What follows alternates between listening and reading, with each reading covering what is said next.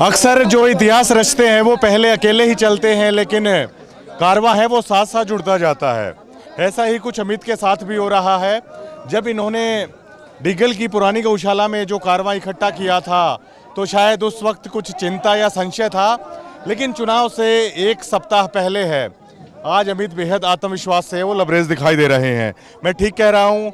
जब लोग आते हैं कारवां बन जाता है, फिर आत्मविश्वास भी आ जाता है।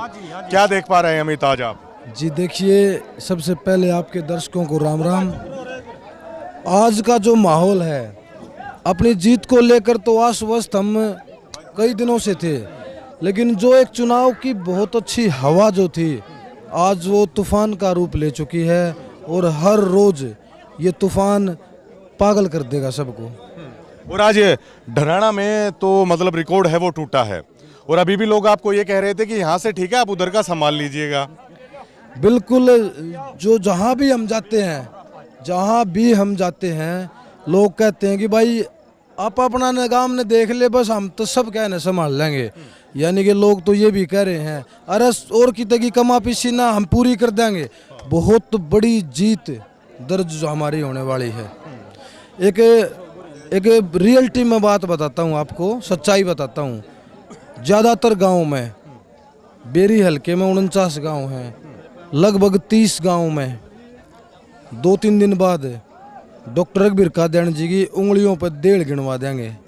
यानी कि वोट गिनती की वोट छोड़ देंगे कि भाई इतनी आपकी उसमें बच रही हैं, इतनी उसमें बच रही हैं। बस ये एक माहौल छोड़ देंगे। बाकी जो है सारा माहौल, सारी भावना, पूरे हलके का समर्थन, जन सैलाब हलके के बेटे अमित डिगल के साथ है।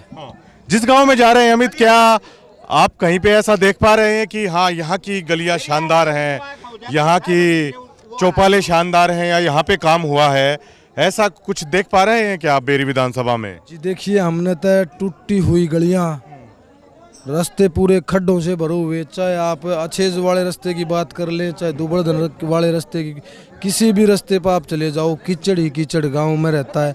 पानी की लाइनें लीकेज हैं घरों में। अगर पानी जाकर हम देखेंगे तो बिल्कुल सड़ा हुआ जो है पानी मिक्स होकर के आता है।